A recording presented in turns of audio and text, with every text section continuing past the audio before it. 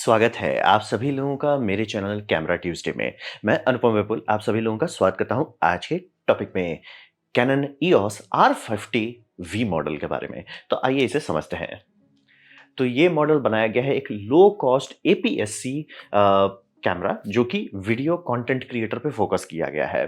तो APS-C क्या हुआ जैसा मेरा ये है एग्जैक्टली वही APS-C सेंसर है। मतलब फुल फ्रेम का मतलब full frame divided by 1.5x।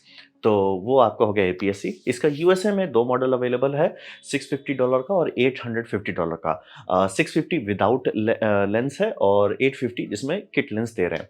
India में जिस टाइम मैं ये वीडियो बना रहा हूँ बिना किट लेंस वाला अवेलेबल नहीं दिख रहा है, मतलब कैनन के साइट पे तो नहीं दिख रहा है। और जो किट लेंस वाला है वो 80,000 का है। तो ये उन्होंने उतारा है। और यहाँ पे ये समझना बहुत जरूरी है, कैनन का लेंस माउंट यानी कि जो आर माउंट है ये लॉक्ड है, लेकिन वो सिर्फ फुल फ्रेम के लिए लॉक है। यानी कि अगर आप फुल फ्रेम खरीदते हैं उसमें आप थर्ड पार्टी का लेंस नहीं लगा पाएंगे और वो फुल फ्रेम पे नहीं ऑटो फोकस करेगा। वहीं पे अगर उसका APS-C लेते हैं, इसमें सिग्मा के बहुत सारे लेंस ऑलरेडी चलेंगे अच्छे अच्छे वाले। तो इसीलिए आप लोग सोचें कि भैया वो क्यों अलाउ कर रहे हैं बिना ये लेंस के साथ। इंडिया में भी करना चाहिए बट आई थिंक एक दो महीने हफ्ते के बाद शायद वो भी खोल देंगे। बात ये है कि आप सिग्मा का लेंस ले सकते हैं, थर्ड पार्टी सारी चीज़ काम करेगा, लेकिन APS-C में ही रहेगा। मतलब आप फुल फ्रेम का लेंस लगा दिए इसमें लगा लेते हैं चल जाएगा, लेकिन जैसे आप फुल फ्रेम में अपग्रेड कीजिएगा थर्ड पार्टी लेंस काम करना बंद कर देगा। तो यही है और ये उतार दिया गया है। अनाउंसमेंट और एक्चुअल मार्केट के बीच में बहुत ज़्यादा गैप है। अब बात करते हैं स्पेक क्या है। तो ये समझिए बेसिकली R50 जैसा था, ज्यों का त्यों है। तो इन्होंने दाम घटाने के लिए इसमें इलेक्ट्रॉनिक व्यू फाइंडर हटा दिया। और काफ़ी लोगों को समझ में नहीं आ रहा कि अगर सब चीज़ हटाई ही हैं इससे तो इसका वजन क्यों ऑलमोस्ट सेम है। सेम वजन इसलिए कि इसमें एक चीज़ पे इन्होंने ध्यान दिया है, थर्मल मास डाला गया है। आप इनके जितने भी रिव्यू देखेंगे उसमें जनरली कोई भी बात भी नहीं कर रहा ओवर हीटिंग का। कारण ये है कि इसके अंदर इतना मास डाला गया है जो गर्मी को सोखेगा और काफ़ी देर तक रहा है। मतलब उनकी कैनन की टेस्टिंग है 2 घंटा, यानी इंडिया में भी ये 1 घंटा तक चल पाएगा। तो काफ़ी थर्मल ऊम्फ डाला गया है ताकि वो संभाल सके। मतलब कि वहाँ से वो गर्म होते-होते उसको बहुत टाइम लगेगा। जब पूरा गर्म हो जाएगा तब कैमरा बोलेगा सर अब हो गया, अब बच्चे की जान मत लो तब वो रुकेगा। तो वो काफ़ी एक अच्छा मतलब कि फीचर सेट देता है कि सर आप इस कैमरे पे भरोसा कर सकते हो। जैसे मेरे भैया अभी सोनी A7C लिए हुए मार्क II, अच्छा कैमरा काम करता है, लेकिन वो मतलब इस पे मतलब समझिए आउटडोर वाले एनवायरनमेंट में उन्होंने साथ शूट किया, कैमरा ओवरहीट हो गया।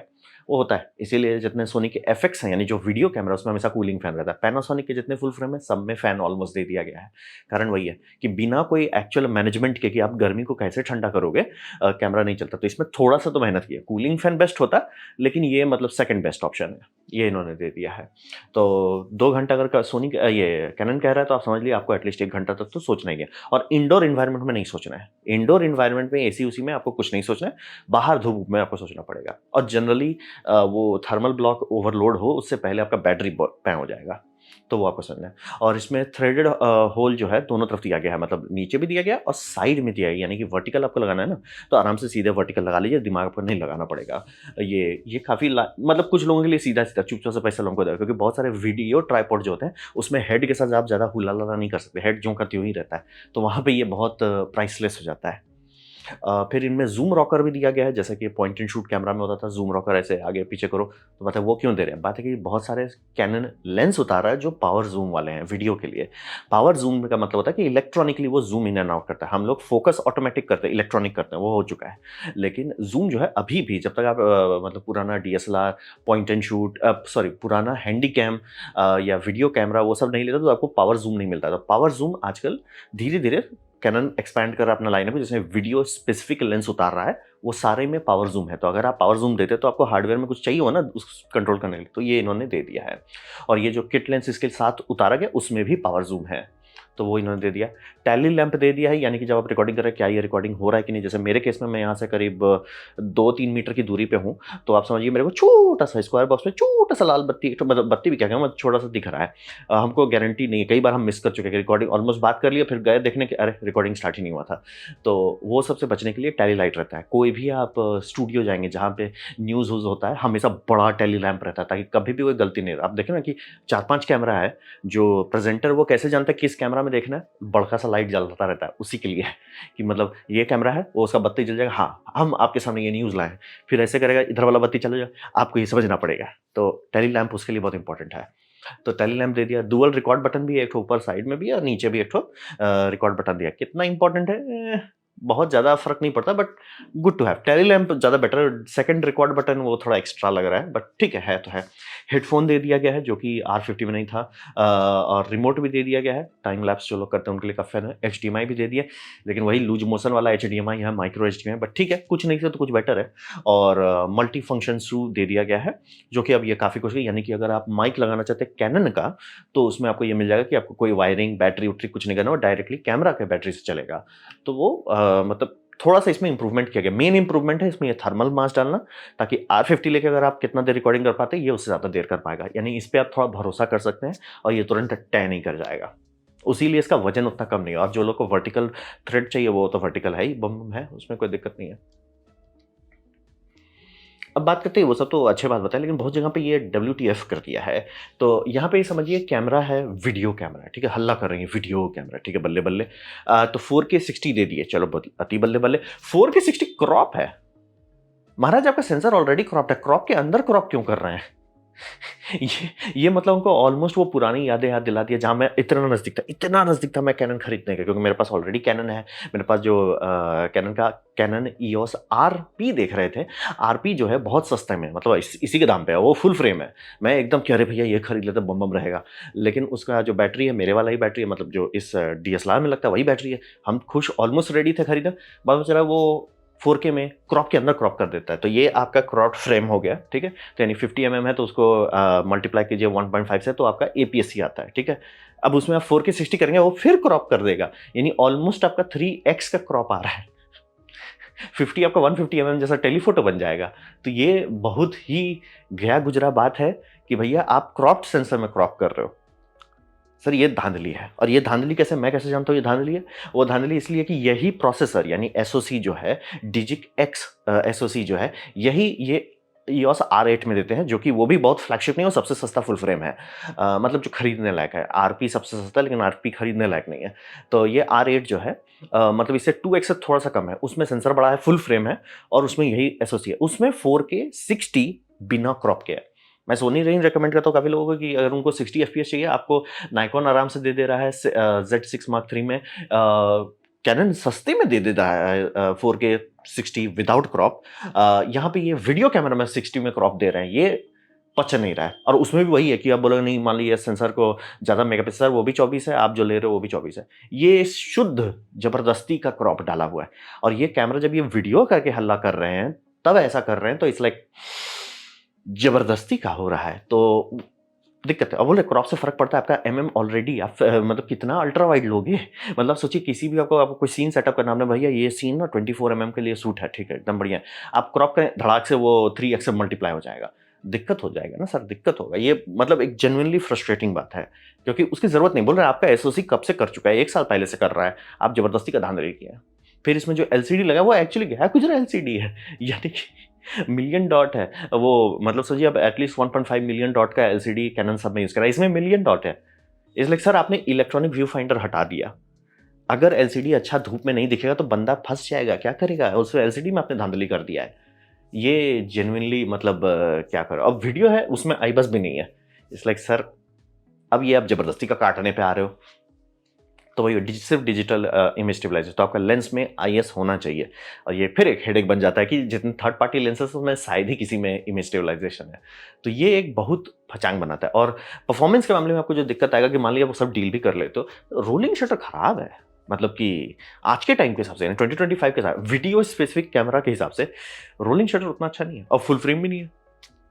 तो ये थोड़ा-सा जेन्युइनली मतलब बोल रहे हैं ना कि मैं कैनन को सिर्फ कैनन से कंपेयर कर रहा हूँ। सर कैनन आपके पास एसओसी है, दाम भी कम है, सब चीज़ है। आप बस इसका यही लेते, इसमें बस सेंसर छोटा कर देते, या इसी को लेते, ईवीएफ फेंक देते, सेंसर छोटा कर देते, और सारा फीचर वही रखते जो R8 वाला है। ठीक है भैया, R8 है जो APS-C में है, बम बम राव। लेकिन वो जो ज़बरदस्ती का ये फीचर क्रीप करते हैं ना, ये बहुत मतलब जो कैनन हैमर बोलते हैं ना, ट्रिपल हैमर, ये बहुत ही ज़्यादा फ्रस्ट्रेटिंग है वीडियो कैमरा के हिसाब से। कि सर वीडियो कैमरा है, लेकिन आप 4K 60 आज के टाइम में नहीं कर सकते, तो इट्स लाइक सर ये क्या बात हो गया? ये क्या बात हो गया? एलसीडी तो क्या ही बात करें, 1990 से तो आगे ये लोग कभी बढ़े ही नहीं है। तो ये एक जेन्युइनली इश्यू देता है। बैड रोलिंग शटर उतनी बड़ी बात नहीं, क्योंकि सस्ते कैमरा में सब में होता है। सस्ते कैमरा में आपको बैड रोलिंग शटर ही मिलेगा, जैसे नाइकॉन का Z Mark V।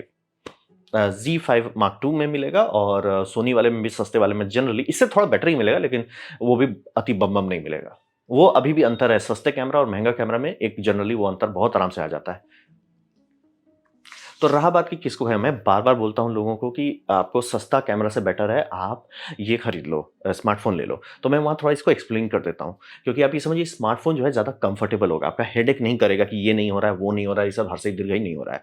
और रहा बात की जो फ़ील, जो सब लोग बोलते हैं ना फ़ील आएगा, वो फ़ील आता है, लोग एक्सपेक्ट करते हैं बड़े-बड़े यूट्यूबर का देख ले वो फुल फ्रेम यूज़ कर रहे हैं, और ज जैसा कि मैंने नीचे भैया का दे दिया है इंटरव्यू, जो इंटरव्यू या डिस्कशन समझिए, मैं और भैया बात कर रहे हैं। मैं अपना पुराना डीएसएलआर के बारे में, ये डीएसएलआर के बारे में, भैया अपना A7C Mark II और उसके साथ जो अति भयानक f1.4 का लेंस लेके बैठे हुए हैं, उसके साथ बात कर रहे हैं हम लोग। तो वहीं पे समझिए, वो लेंस का अगर लोग फुल फ्रेम का ये बैकग्राउंड ब्लर देखते बोलते हैं भाई क्या बैकग्राउंड ब्लर है। मतलब सबसे पहला कमेंट आता है कि कौन सा ऐप यूज कर रहे हो, एकदम बैकग्राउंड गायब हो गया, क्योंकि वो इतना उड़ा देता है, डिलीट कर देता है बैकग्राउंड। मतलब कि वो F1 पे इतना है कि अगर मेरा आँख फ़ोकस में है, कान आउट ऑफ फ़ोकस हो जा रहा है। इतना शैलो डेप्थ ऑफ फ़ील्ड है। लो लाइट के बारे में तो बात ही नहीं करना है। तो वो वाली फ़ीलिंग आती है। फुल फ्रेम में इसीलिए मैं सबको जाने बोलता हूँ कि वो जो आप देख रहे हो, आप सारा जो आपका ऑब्ज़र्वेशन है वो जनरली होली ट्रिनिटी के लेंस लिए हुए हैं, फुल फ्रेम में जनरली लगाए हुए हैं और आप वो देख रहे हो। तो लोगों को लग रहा है भाई क्या बात है भाई, सॉलिड है। वो आप ये सब ले लोगे उसके बाद नहीं आने वाला है। तुरंत आप डिसअपॉइंट हो जाओगे। तो वो जो बोके बोलते हैं ना, वो जनरली आपको फुल फ्रेम में अच्छे लेंस के साथ आता है। ये एपीएससी में बहुत बड़ा ये लेना, जैसे एपीएससी में आप कंपेयर करना चाहते हैं, तो जैसे सिग्मा का f1.2 लेंस लेना पड़ेगा। उसका दाम देखिएगा तो फिर बोलिए फ़ायदे क्या हुआ? तो कॉन्टेक्स्ट वही रहता है कि इसीलिए मैं लोगों को सस्ते कैमरा, खासतौर पे एपीएससी आज के टाइम में, और एपीएससी उतना सस्ता भी नहीं है। मतलब ये कह रहे हैं कि 80-90 हज़ार, हम लोग 40,000 में किट लेंस प्लस डीएसएलआर आता था। आप सिर्फ ये दे रहे हो, ऊपर से आप ज़बरदस्ती क्रॉप भी डाल रहे हो। तो ये बहुत ही फ्रस्ट्रेटिंग लगा। मतलब बोले ज़ेड R50 को लिया गया और उसमें थोड़ा-सा सही में इम्प्रूव कर देते हैं। ईवीएफ हटा रहे हैं, मतलब फिज़िकल हार्डवेयर आप हटा रहे हो, दाम आपका घट रहा है, तो क्यों धांधली कर रहे हो? नहीं, अगर हम धांधली नहीं करेंगे तो मज़ा कैसे आएगा? वो वाला बात है। तो जनरली मैं जितने भी लोग हैं कि यार इस तरह का कैमरा से मैं अपना मान लीजिए क्रिएटिव करियर स्टार्ट करना चाहता हूँ, मैं कहूँगा मोबाइल से स्टार्ट करें। तो पैसा कहाँ खर्च करें? पैसा खर्च करें जो सबसे ज़्यादा लोग इग्नोर करते हैं, अच्छा हेड ये लीजिए, माइक्रोफ़ोन लीजिए। अगर आप सीरियसली ढंग से करना चाहते हैं, वायरलेस माइक्रोफ़ोन लीजिए, जैसे मैंने ये लिया हुआ है। तो जनरली मैं कहूँगा अगर आपके पास पैसा है तो DJI माइक 2 ले लीजिए।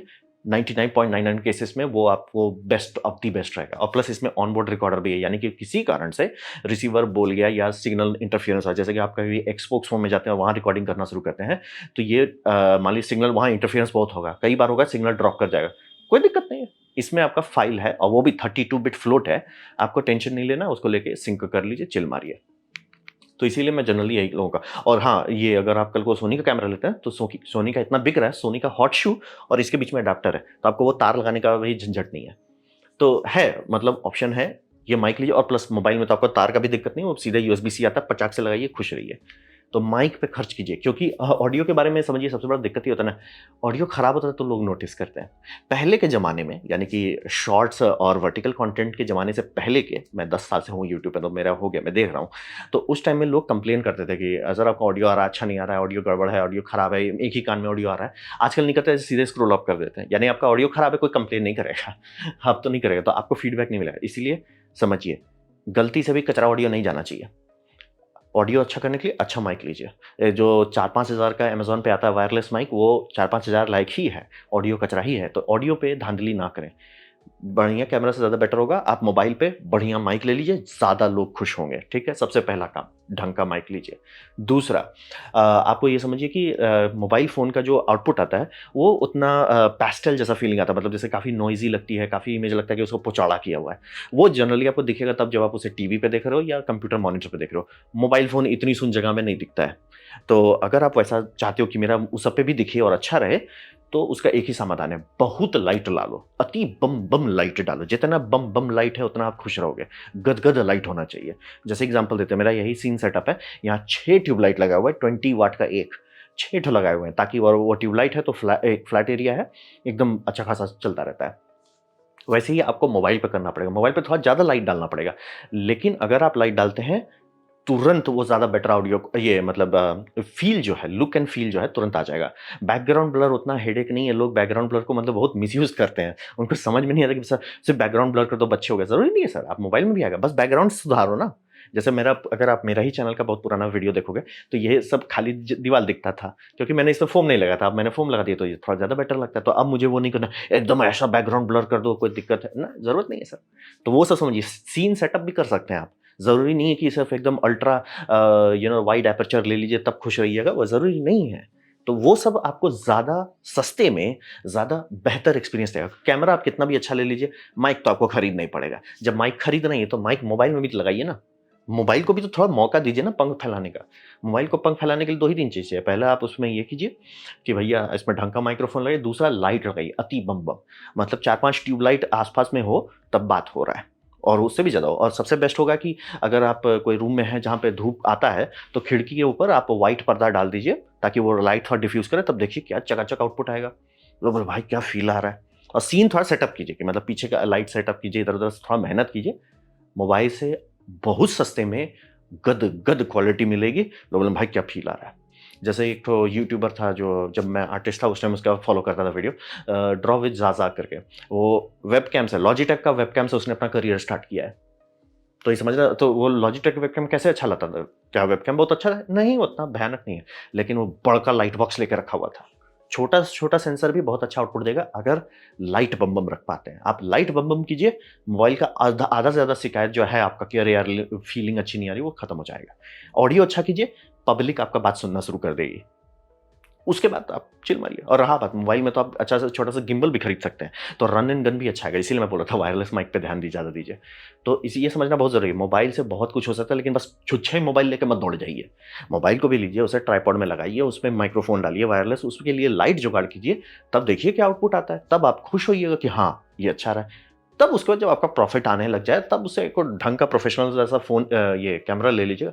ये सब में मत कूदिए, बहुत ज़्यादा अंडरवेलमिंग रिज़ल्ट आएगा। आप बोलोगे कि यार उतना तो अच्छा हुआ नहीं जितना मैंने खर्चा कर दिया। तो ये था मेरा प्रेज़ेंटेशन R50V के बारे में। उम्मीद करता हूँ आपको अच्छा लगा हो, कुछ सीखने को, कुछ समझ में आया हो। अगर ऐसा है, लाइक कर दें, दोस्तों के साथ शेयर कर दें, उससे मेरा काफ़ी भला होगा। नहीं अच्छा लगा, नहीं पसंद आया, कोई बात नहीं, आप डिसलाइक दबा सकते हैं। मैं कहूँगा डिसलाइक 2 बार दबाएँ, उससे मुझे पता चले कितना ना पसंद हुआ है। मैं आपसे कहूँगा कमेंट लिखें, मैं हर कमेंट को पढ़ने की कोशिश करता हूँ। आपसे कहूँगा सब्सक्राइब कीजिए, बेल दबाइए अगर आप फ्री हैं तो। आपने वीडियो देखा जान के मुझे बहुत खुशी हुई। धन्यवाद।